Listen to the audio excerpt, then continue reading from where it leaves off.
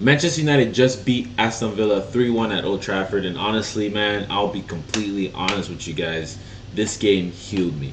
I don't know what it is about this game. However, we saw that performances have been dropping. We still get results. However, the performances haven't been getting better, right? And that was clear as day. We could tell. And every game that comes by, I say, this is a new test. It's a new challenge. We need to see how they react. It's all about the performance in that sense. It's great that we're getting the results. We need to see the performance. We lost against Newcastle. Not arguably, it definitely was our worst performance under Michael Carrick. And I didn't want us to lose, but at the same time, it's important that when you do lose, which is pretty much inevitable, when you do lose, how do you come back from that? And that's what I wanted to see. And in this game, to be honest, I don't think Aston Villa really played that well. They weren't much of a threat, to be fair. And I don't think United really had to leave second gear, had to get into second gear in order to win this game, to be honest. So, but still, to just to come back from a loss like that and to win this game, to go up to third place, to see Bruno getting 2 assists, inching closer to the all-time Premier League record, it's just a beauty. This game healed me, truly. This game healed me. I can't look at this game and say anything bad about it. Well, I could say a few things, but I'm not going to. All right, I'm gonna be a bigger person. All right, there's so many things to say. Diego Dalot was, he was just being himself. That's always not a good thing. We had Manu was quiet. He's just going back doing his thing, which is cool. Lemens didn't really have anything to do. To be fair, he made one save that was pretty much straight at him, so he's gonna make the save. And Buomo was all right at best, and his rating reflects it. But again, Casemiro, he got the goal off the corner. Bruno again 2 assists. One thing I do want to say, Cunha getting his goal as well. Oh my God, what a pass, what a finish. And Bruno could have had 3 assists. So Šeško, I love you. You came on, you scored the goal. But man, bro, you should have don't try and pass it. I know you're trying to give the ball to Ahmad. You got caught in between 2 minds, but you should have just finished that, man. Give Bruno his 3rd assist. Get him closer to that all-time Premier League record. Bruno needs to finish the season with 25 assists. Bruno needs to finish the season with 25 assists because that's what he deserves. That's what he deserves. He's 100% going to be Premier League player this season. No one else comes close to him. I mean, who is in contention with Bruno? There is no one else. Apparently, there was a poll I saw where the Premier League did a poll for who is your Premier League player of the season so far, and it was 90-something% Bruno Fernandes. Because who else would it be, right? Mo Salah has been trash. Who else is there? Palmer? Who? Nobody in City. Arsenal? Saka? Anyway, they're gonna win the league. It's settled. My hatred for them is gonna get even more. But regardless, there's no one else, and this is what Bruno does. He deserves it. And one thing I do want to say is that if we do end up in Champions League next season, I promise you, with proper signings, Bruno Fernandes is a good chance he wins the Ballon d'Or. You're here. You're watching me, you're listening to this. I'm not crazy, I promise you I'm not crazy. Bruno Fernandes could win the Ballon d'Or next year if we make it into Champions League because I can just feel it. Okay, he's in his prime. I don't think he's going to get better per se, but he's one of them players that could run forever. Age won't catch up to him that quickly. He's like Ronaldo in that sense. So he's going to be good next season regardless. Knock on wood. But he's going to be good next season regardless. And I think, genuinely speaking, if we perform well in the Champions League, he will get Ballon d'Or, and that's the least he deserves. For someone who has put up numbers the way he has for this Manchester United team, let's reiterate that. For this Manchester United team, for him to put up these numbers are insane. Imagine this guy had. You understand the chances that he's created for us over the past 5 years. Imagine this guy had proper, competent forwards. He would have already broken the Premier League assist record, in my opinion, honestly. You bring in people like Cunha, you bring in people like Mbeumo, Ahmad is starting to grow into his form, just overall in the season. You bring in people like Šeško, who's starting to score now. You bring competent players who can actually score goals, and all of a sudden, he's getting more assists. Yeah. Nothing has changed. This has been Bruno. This is who he is. If anything, he's gotten worse because he's not scoring as many goals. Maybe you could say, okay, he's trying to give up the goals, he's trying to score more assists. That's possibly what's happening. But regardless, when you bring competent individuals into a team, when you give him competent teammates, this is who he is. You know what I'm saying? The team matters. and we haven't had that. Rashford misses so many chances. Garnacho, don't even get me started. Don't even get me started.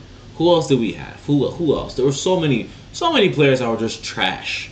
Honestly, playing alongside this goated figure. All right, so for this man to be at 16 assists in the Premier League so far with 8 games to go, he needs 4 to beat the all-time record. He needs 4 to match it, 5 to beat it. God bless. We're rooting for him, brother. We're rooting for him. The fans were chanting Casemiro 1 more year. He needs to stay. Whatever the board does, I know he's in high wages, bro, but he needs to stay, man. Because I think the leadership he provides, the mentality he provides, the threat he provides off the set pieces, brother, you can't just replace that. Not to mention, we're so slim in midfield. I doubt we're able. We need at least three starting level midfielders in the 3 literally starting level midfielders in the summer next season, without a doubt. We need at least 3. If you get rid of Casemiro, I mean, who do we have? We have Menu. That's it. Ugarte, we need to. You can look at Sekou Kone. He might come up, but he's definitely not ready to start. So we need starting level center midfielders. That's what we need. So I don't think we should get rid of Casemiro, person. That's not, and not to mention, I think what he offers in the dressing room, both his humor, both his leadership, his experience, the mentality he offers this team, having played for that Real Madrid side. I think he needs to stay, brother. I think he's one of those things where, with Bruno, for example, if Saudi were to offer United, let's say 150 million for Bruno, I still don't think he's worth selling. I'm not trying to sound like Arsenal fans the way they sound with Saka. I'm just saying, in general, he's not worth selling because of what he offers off the pitch, his leadership, someone who can just hold up the pressure and handle the pressure that this team gets. We haven't had. Okay, look at Pogba. Pogba couldn't handle the pressure. He was breaking down every single, and not to mention all the injuries and whatnot. Maguire genuinely couldn't handle the pressure. I love his mentality. We're fighting back, but we've seen it. He couldn't handle the pressure. Maybe now he could. I don't know. But in the past, he didn't handle the pressure. Bruno is the only one who takes that pressure head on and can handle it. He's someone that I think should stay at this club for as long as possible and possibly even retire in this club, in my opinion. He needs to retire in this club. He's one of them players that can last forever. He'll always contribute. And as long as he stays humble in terms of money, in terms of, maybe getting lesser playing time, I think he should 100% stay in this team, without a doubt. But honestly, it's such a joy watching this team, brother. I mean, the Newcastle game was not a joy. Let's just make that clear. The Newcastle game, that was probably one of the worst games I've ever seen. But at the same time, to perform like that and then to come back and perform the way we did, honestly, it's a joy to watch.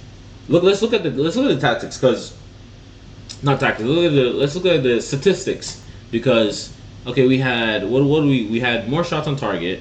We had more total shots in general. I don't even know where they got the 9 shots from, because me watching that game, Aston Villa didn't have too much threat. There was maybe a 10-15 minute spell that they had a threat where I think that's when they also got the goal as well. Apart from that, they really didn't offer much. So, man, no, this is nice. What else? Off the woodwork, whatever, inside box, blah blah blah blah blah blah. Long story short, we won. Okay, who gives a shit about the fucking statistics? Nobody cares about the statistics. The statistics. I can't even talk anymore. That's how excited I am. You got me slobbering. This thing got me slobbering all over my fucking words. What's going on? We're 3rd place in the Premier League. We finished 15th last season. We're 3rd place in Premier League. Not to mention, I think what makes it so much more sweeter, and I waited for this because I had to hate watch Liverpool. I didn't make the video because I wanted to hate watch Liverpool beforehand. All right, and to watch Spurs win. Now I hate Spurs as well. Not such a beautiful game, because there's positives come from both. If Liverpool loses, they're further away from us. If Spurs loses, they potentially are getting relegated. And so there was always something good. There are pros and cons to both sides winning and losing. Does that make sense? To see a draw was probably not the best outcome. I think the best outcome would have been Spurs winning regardless. But at the same time, to watch Liverpool concede in the 9 minutes of that game, oh my lord, everything is just going perfect for us. Knock on wood, because this is football. Things can change just like that. So this is football. Let's calm down. Let's take it easy. All right, stop getting excited, because we still have 8 games to go. Stop getting excited. We have 8 games to go. But at the same time, right, Aston Villa was neck and neck with us, 51 points. We beat them. That basically, if you do, some weird voodoo math, that's basically we just gained 6 points. Theoretically speaking, We just gained 6 points. You know what I'm saying? Philosophically speaking, we just gained 6 points. All right. So now we sit at 54. We're 7 points behind Man City. We're not catching up to them. All right. And then they are 6 points behind Arsenal. Oh damn, they are 9 points behind Arsenal, with the game in hand. So it could be six if they win the next game. But regardless, yeah, we're not. They're not catching up to Arsenal. We're not catching up to City, and we are still now. There's a little bit more breathing room in the table between us and fourth now, between us and fifth, us and sixth. Chelsea's just dropping. Wow, Chelsea is really dropping. Weren't they like right next to us before? 48 points. Liverpool at 49 points. Aston Villa at 51 points, so they're 3 points behind us. You know, we have created some breathing room, and look at our goal difference. This is the highest goal difference I've seen our team have in what feels like 10 years. Genuinely speaking, maybe not 10 years, but in like 5 years. Genuinely speaking, this is probably the greatest point goal difference I've seen from this team in 5 years. Plus 13, and that's not even much because of the first half of the season with Ruben Amorim. But anyway, but still, you know, this is incredible. Honestly, let's look at the rest of the teams. So we had Spurs. They drew. Obviously, they got that important point. Good for them. Otherwise, it would have been level. They probably would have been in the same position, but just at 29 points. So this is good for them. I do want them to get relegated. I feel bad, I do, but I do low-key want them to get relegated just because I think it'll be cool, it'll be interesting, you know, it'll be interesting to see how that unfolds. But at the same time, I do feel bad. This is interesting because apparently Newcastle and Sunderland play. That's a side note. I can go on and on about that, whatever. So our next game is Bournemouth. All right, Bournemouth is always tough. They currently sit 10th in the Premier League. They're always going to be a tough side. They are currently 41 points, negative 2 goal difference. Let's see, they have not won a game in the last 4 in the Premier League. So it seems like they've had 4 straight draws and then a win before those 4. So they're not necessarily coming to us in bad form. However, they're not that great either. So there's always a threat from Bournemouth. So we'll wait to see that. But honestly, this game, we'll wait to see about that. But honestly, this game, kudos to these players, man. I think I'm falling back in love with this club. I never fell out of love, but like, you know, at some point it starts to feel like work to watch this team. You know, sometimes you wake up at 6 a.m., sometimes you wake up at 9 a.m. like today, and you know, you wake up to watch these teams. You know, Manchester United football, and next thing you know, we're losing to Leeds. Like, what's going on? We're losing 1-0 to Everton with 10 men. Like, what's going on? You know, that's not what I wake up for. It starts to feel like a chore. Now I'm waking up and I'm feeling, okay, this is what I wanted to spend my morning doing. This is what I want to watch. And that's how it's starting to feel now. Thank God for Michael Carrick. Thank God for these players, Brian Mbomo, Cunha, Casemiro, Bruno Fernandes, Ahmad Sheshko, everyone that was brought in, Lamans for just not making mistakes. Oh my God. Thank God for this team. Genuinely thank God for this team. When is our next game? Our next game is March 20th. So that's Saturday? That's a Friday. We play Friday. So March 20th is a Friday. So let's soak this in. Let's enjoy this win. And I guess let's wait for the damn Friday. We have no midweek games. We're knocked out of every competition. Jesus. That's how bad this team is. Like, what the hell is going on? But, you know, we're making a comeback. And, you know, we're going to get there soon. So, God bless. Damn, Bruno is an exceptional player, brother. Bruno's an exceptional player. Brian Mbomo is doing well, too. Look at these.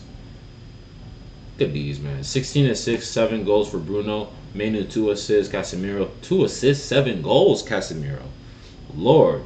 Diego Dalot, 3 assists, 1 goal. Wow, Lenny Euro, nothing. Maguire, 1 assist, 1 goal. Luke Shaw, 1 assist. Cunha, 2 assists, 7.